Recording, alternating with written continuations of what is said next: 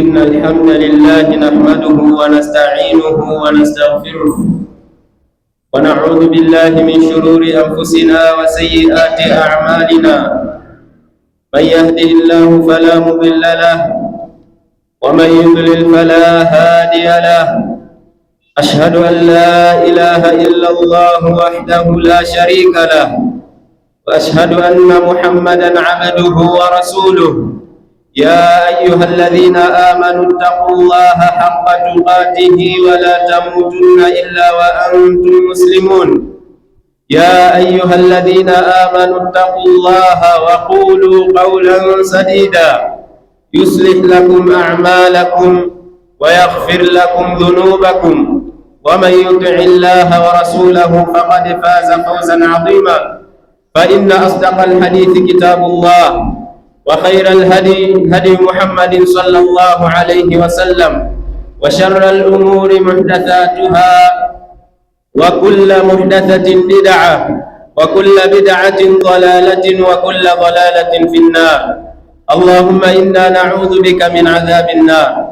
Baada ya kumshukuru Allah subhanahu wa ta'ala na kumtakia rehma mtume wetu Muhammadin sallallahu alayhi wasallam, ndugu zangu katika imani, kwanza kabisa na kuhusieni pamoja na kuihusia nafsi yangu kushikamana na kumcha Allah subhanahu wa ta'ala, kwa sababu kufanya hivyo ndiko kutakakopelekea mimi na wewe kufaulu katika maisha ya hapa duniani na kesho mbele ya Allah subhanahu wa ta'ala, kama alivyosema Allah jalla fi'ala, ya ayyuhalladhina amanu taqullaha wa qulu qawlan sadida. Allah subhanahu wa ta'ala anasema katika kitabu chake kitukufu, enyi mlioamini mcheni Allah subhanahu wa ta'ala, wa qulu qawlan sadida, kisha zungumzeni maneno ya sawasawa. Ikiwa mtamcha Allah subhanahu wa ta'ala na mkazungumza maneno ya kweli, maneno ya sawasawa, Allah subhanahu wa ta'ala akatuambia itakuwa ni sababu yuslih lakum a'malakum, itakuwa ni sababu ya Allah subhanahu wa ta'ala kukutengenezeni mambo yenu, wa yaghfir lakum dhunubakum, na hivyo hivyo kesho akhera itakuwa ni sababu ya kuingia katika pepo ya Allah kwa sababu ya kusamehewa madhambi yetu na Allah subhanahu wa ta'ala. Hiyo ndio faida ya kumcha Allah subhanahu wa ta'ala. Ndugu zangu katika imani, Allah subhanahu wa ta'ala anatuambia katika kitabu chake kitukufu, wa andhirhum yawma alhasra idh qudiya al-amr wa hum fi ghaflatin wa hum la yu'minun. Allah subhanahu wa ta'ala anatuambia katika kitabu chake kitukufu akimweleza mtume wake sallallahu alayhi wasallam, wa andhirhum yawma alhasra, waonye wao kutokana na siku ambayo ni siku ya majuto, waonye kutokana na siku ya majuto. Idh qudiya al-amr, pindi pale ambapo Allah subhanahu wa ta'ala atakapopitisha hukumu yake, kisha wa peponi wakaenda peponi na wa motoni wakaenda motoni. Idh qudiya al-amr, pindi pale ambapo Allah subhanahu wa ta'ala atakapopitisha hukumu yake, wa hum fi ghaflatin, hali ya kuwa wao hapa duniani walikuwa wapo katika ghafla, walikuwa wapo katika ghafla, walikuwa wameacha kutekeleza maamrisho ya Allah subhanahu wa ta'ala. Wa hum la yu'minun, na wakawa wao hawaamini yale ambayo tumewaletea, yale ambayo walioletewa na Allah subhanahu wa ta'ala. Basi waambie ya kwamba na uwaonye ya kwamba kuna siku ya majuto, siku ambayo mtu atajuta, watu watajuta kwa majuto mbalimbali kutokana na yale ambayo walioyafanya katika huu mgongo wa ardhi, kutokana na yale mabaya ambayo walioyafanya katika huu mgongo wa ardhi. Siku hiyo watajuta watu. Ndio hivyo hivyo Allah subhanahu wa ta'ala akatueleza katika aya mbalimbali majuto ya aina mbalimbali za watu siku hiyo ya Kiyama.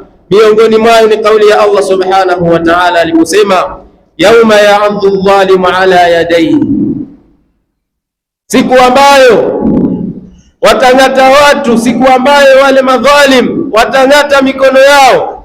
Yauma ya'adhu adh-dhalimu ala yadayhi yaqulu ya laitani ittakhadtu ma'a ar-rasuli sabila, ya wailata laitani lam attakhidh fulanan khalila laqad adallani 'ani dhikri ba'da idja'ani. Allah subhanahu wa ta'ala akitunukulia miongoni mwa watu ambao watakaojilaumu na kujuta siku hiyo ni pale Allah aliposema yauma ya'adhu adh-dhalimu ala yadayhi, siku ambayo dhalimu atang'ata mikono yake, atang'ata vidole vyake kwa majuto. Yaqulu ya laitani ittakhadtu ma'a rasuli sabila, kisha mtu huyo atasema majuto yangu, laiti ningemfanya Mtume sallallahu alaihi wasallam, laiti ningefanya njia ya Mtume sallallahu alaihi wasallam kuwa ndio njia yangu, nikafuata yale ambayo Mtume sallallahu alaihi wasallam akanielekeza kupitia kwa Allah subhanahu wa ta'ala. Siku hiyo mtu atajuta kwa kule kuyaacha maamrisho ya Allah subhanahu wa ta'ala aliyotuamrisha kupitia mtume wetu Muhammad sallallahu alaihi wasallam. Kisha mtu atajuta na kusema laiti ningefuata yale ambayo mtume sallallahu alaihi wasallama aliyotuletea. Kisha si hivyo tu, bali ataendelea mtu huyu kujuta na kusema ya wailata laitani lam attakhidh fulanan khalila, majuto yangu mimi, laiti nisingemfanya fulani kuwa kipenzi changu. Leo hii watu tuna marafiki ambao ndio wanaotupoteza na kutuingiza katika makasiriko ya Allah subhanahu wa ta'ala. Wangapi leo hii tuna marafiki ambao wanakushauri juu ya kumwasi Allah subhanahu wa ta'ala. Watu leo hii marafiki zao wamekuwa ni watu ambao wenye kufanya machafu, watu ambao ni wenye kufanya kila aina ya maasi, na si hivyo tu, bali hawaishi hapo, bali wanajisifu kwa kule kumwasi Allah subhanahu wa ta'ala. Siku hiyo mtu atajuta kwa kule kumfanya fulani kuwa ni rafiki yake, hali ya kuwa yule rafiki hakuwa rafiki sahihi katika maisha yake ya dunia, bali alikuwa ni rafiki ambaye ilikuwa ni sababu ya kumpoteza katika njia sahihi ambayo Allah subhanahu wa ta'ala alituelekeza kupitia mtume wake Muhammad sallallahu alayhi wasallam. Tuangalie marafiki wa kuambatana nao, tusiangalie marafiki ambao itakuwa ni sababu ya kuingia katika adhabu za Allah subhanahu wa ta'ala, bali tuchague marafiki ambao itakuwa ni sababu ya kuingia katika pepo ya Allah subhanahu wa ta'ala. Tusije tukaingia katika majuto siku hiyo ambayo Allah subhanahu wa ta'ala anatuambia yauma la tanfa'u malun wala banun, siku ambayo haitomfaa mtu mali yake wala watoto wake. Kwa hiyo mali yako wewe haitokufaa, au marafiki wanaokushawishi na wakakushauri juu ya kumwasi Allah subhanahu wa ta'ala, kuitumia mali yako juu ya kumwasi Allah subhanahu wa ta'ala, basi hawatokusaidia wewe siku ya kiyama, wala hiyo mali yako haitokusaidia siku hiyo ya kiyama. Ya wailata laitani lam attakhidh fulanan khalila, siku hiyo mtu atajuta kutokana na yule ambaye aliyemfanya kuwa ni rafiki yake. Ndugu zangu katika imani, hawa ni miongoni mwa watu ambao watakaojuta siku hiyo ya kiyama, yaumul hasra, siku ya majuto. Na hivyo hivyo Allah subhanahu wa ta'ala akatuambia katika kitabu chake kitukufu, wa amma man utiya kitabahu bishimalihi fayaqulu ya laitani lam uta kitabiya wa lam adri ma hisabiya ya laitaha kanatil qadhiya ma aghna anni maliya halaka anni sultaniya khudhuhu faqulluhu thumma aljahima salluhu thumma fi silsilatin dhar'uha 70 dhira'an fasluquhu. Allah subhanahu wa ta'ala anatuambia katika kitabu chake kitukufu, anasema Allah subhanahu wa ta'ala, wa amma man utiya kitabahu bishimalihi, ama yule ambaye siku hiyo ya kiyama atapewa kitabu chake kwa mkono wake wa kushoto, atapewa malipo yake, kitabu chake kwa mkono wake wa kushoto, basi atasema fayaqulu ya laitani lam uta kitabia, majuto yangu, laiti nisingepewa mimi hichi kitabu changu, laiti nisingepewa hichi kitabu kutokana na maovu yaliyojaa katika kitabu kile.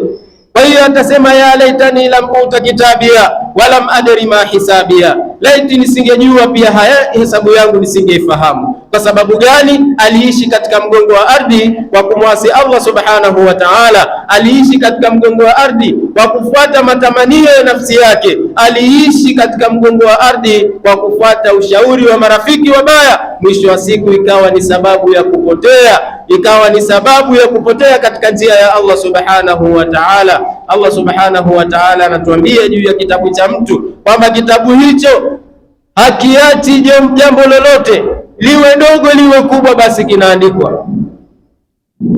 Allah subhanahu wa ta'ala anatuambia katika kitabu chake kitukufu kwamba siku hiyo mtu atalaumu, mtu atakuwa ni mwenye kutoa lawama na majuto kutokana na yale ambayo atakayoyakuta katika kitabu chake. Kwa sababu gani? Hakuishi katika misingi ambayo Allah subhanahu wa ta'ala, wa andhirhum yawma alhasra, waonye kutokana na siku ya majuto. Ndugu zangu katika imani, siku ya kiyama ni siku nzito, siku ambayo Allah subhanahu wa ta'ala atapitisha hukumu yake, siku ambayo baada ya hapo tena hakutokuwa na kifo, bali wa motoni ni motoni, waliyadhu billah, na wa peponi ni peponi milele. Kisha baada ya hapo kila mtu ataishi katika maisha ambayo aliyopangiwa na Allah subhanahu wa ta'ala kutokana na matendo yake ambayo aliyoyafanya hapa katika mgongo wa ardhi. Kwa hiyo ndugu zangu katika imani, miongoni mwa majuto ni majuto hayo, kwamba mtu atakuja atalaumu kutokana na yale ambayo atakayokuta katika kitabu chake siku hiyo ya Kiyama. Na si hivyo tu, bali Allah subhanahu wa ta'ala pia akatuambia katika kitabu chake kitukufu,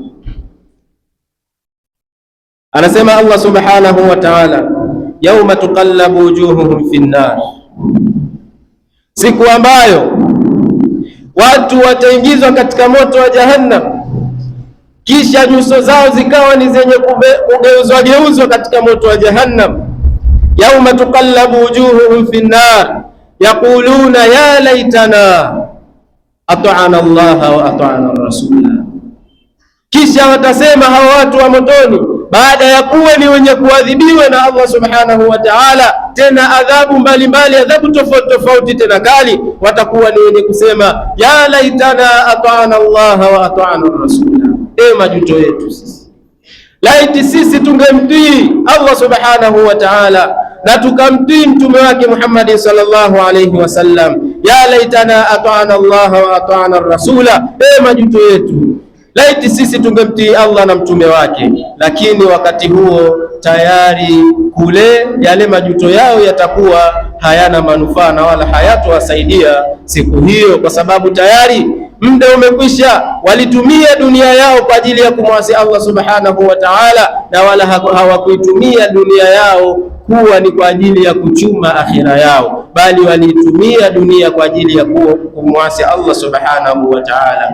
Kushikamana na kumcha Allah subhanahu wa ta'ala, kumtii mtume sallallahu alayhi wasallam, ndiyo sababu ambayo itakayopelekea mimi na wewe kuingia katika pepo ya Allah subhanahu wa ta'ala, ndiyo sababu ambayo itakayopelekea mimi na wewe tusije kujuta siku hiyo ya Kiyama. Kwa sababu gani? Mtume sallallahu alayhi wasallam anatuambia katika maneno yake matukufu, kullu ummati yadkhuluna aljannata illa man aba. Mtume sallallahu alayhi wasallam anasema, umma wangu wote utaingia peponi, umma wangu wote utaingia peponi isipokuwa yule ambaye atakayekataa mwenyewe kuingia katika pepo ya Allah. Masahaba wakashtuka, aliyakuwa sisi Allah anatuambia katika kitabu chake kitukufu, wama khalaqtul jinna wal insa illa liya'budun, sikuumba majini na wanadamu isipokuwa kwa lengo la kuniabudu. Lengo la kuletwa mimi na wewe katika mgongo wa ardhi ni kwa ajili ya kufanya ibada. Tukienda katika biashara zetu, tufanye biashara kwa ajili ya Allah subhanahu wa ta'ala, kwa kuchunga mipaka ya Allah subhanahu wa ta'ala.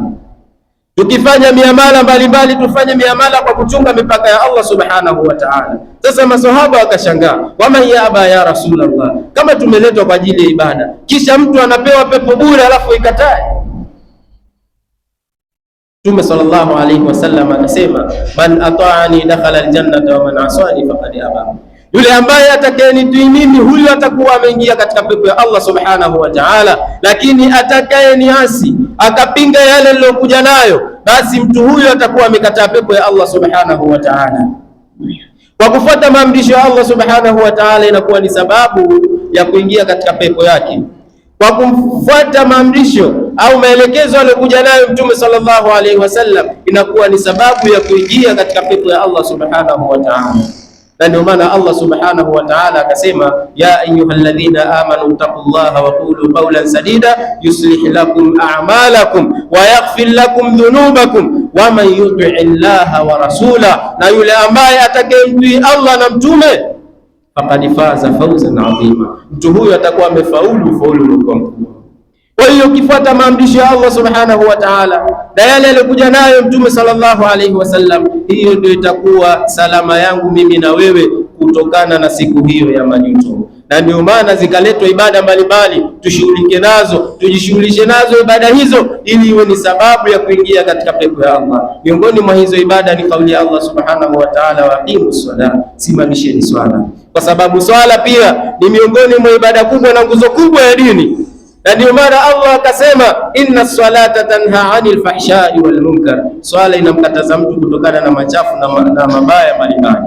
Ikiwa wewe utaswali swala yako vile ambavyo Mtume sallallahu alaihi wasallam ameelekeza, basi swala yako itakukataza kutokana na yale unayofanya. Lakini ikiwa swala yako hukuitekeleza vile ilivyoelekezwa na sheria, basi swala yako haitokukataza.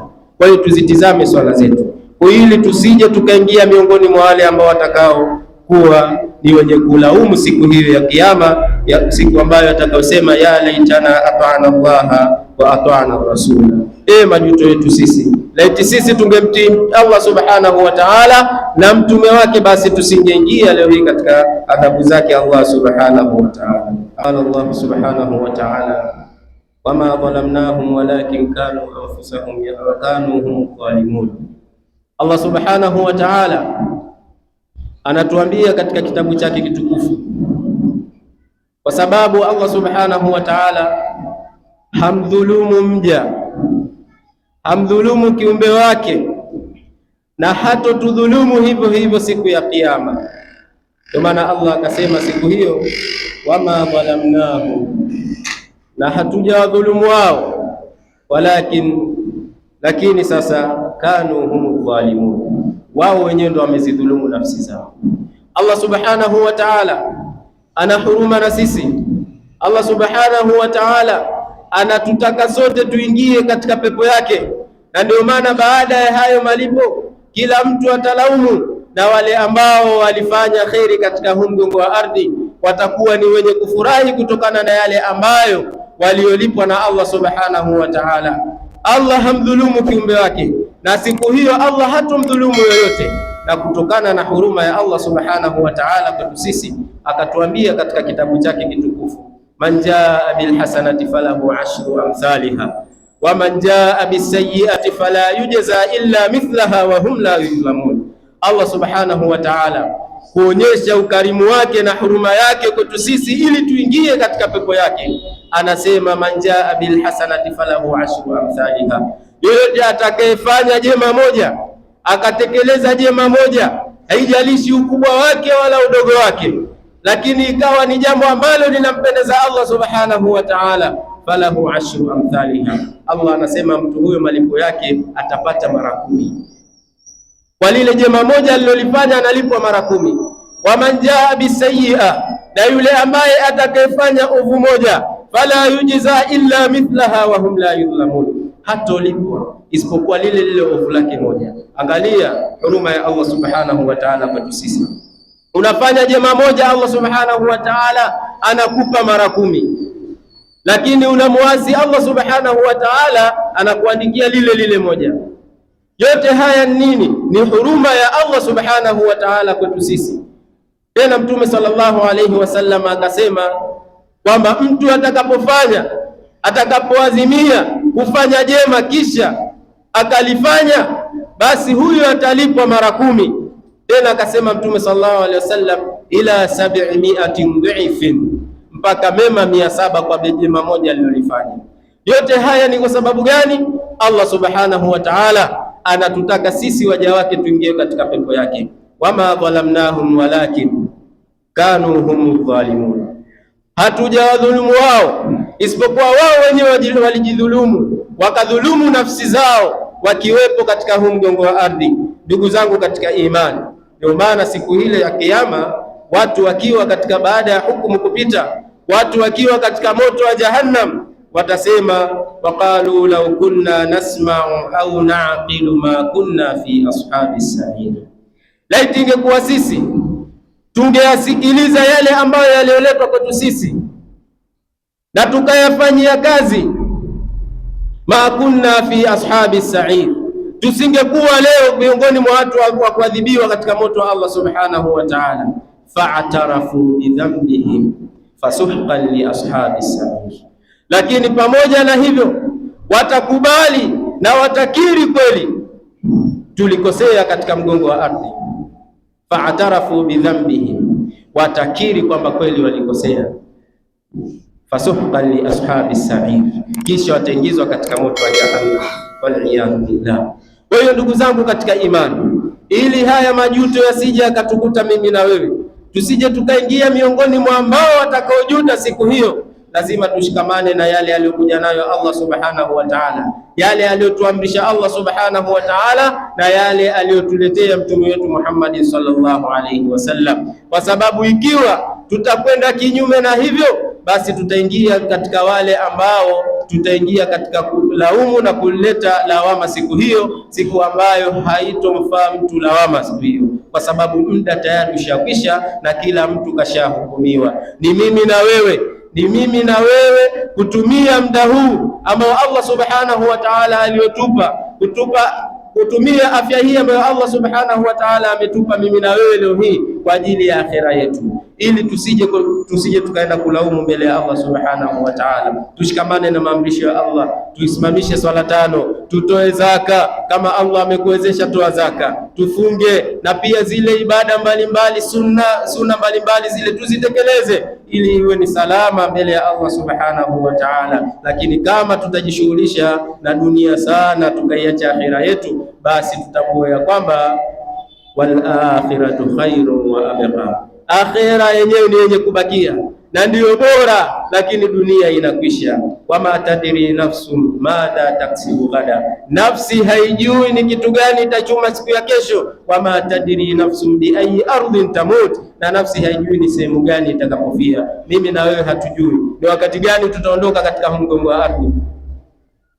Je, ni baada ya lisani, baada ya siku, ni baada ya mwezi? Hatujui, ni siri ya Allah subhanahu wa ta'ala. Sasa kama mimi na wewe hatulitambui hilo, kwa nini tusikae muda wote katika maandalizi? Inatakiwa muda wote tuwe katika maandalizi ya kukutana na Allah subhanahu wa ta'ala, tuwe katika maandalizi ya kukutana na Allah subhanahu wa ta'ala na kupokea malipo mazuri kwa Allah subhanahu wa ta'ala. Na hatuwezi tukayapata hayo malipo mazuri ikiwa tutaacha kutekeleza maamrisho ya Allah subhanahu wa ta'ala na kufuata sunna za mtume wetu Muhammad sallallahu alaihi wasallam, kwa sababu salama ya mimi na wewe ni kufuata kitabu na sunna, ndiyo salama yangu mimi na wewe. Lakini tukienda kinyume na hapo, basi tutakwenda kujuta, tutakwenda kulaumu wakati ambao hakutokuwa na yoyote wa kutusaidia.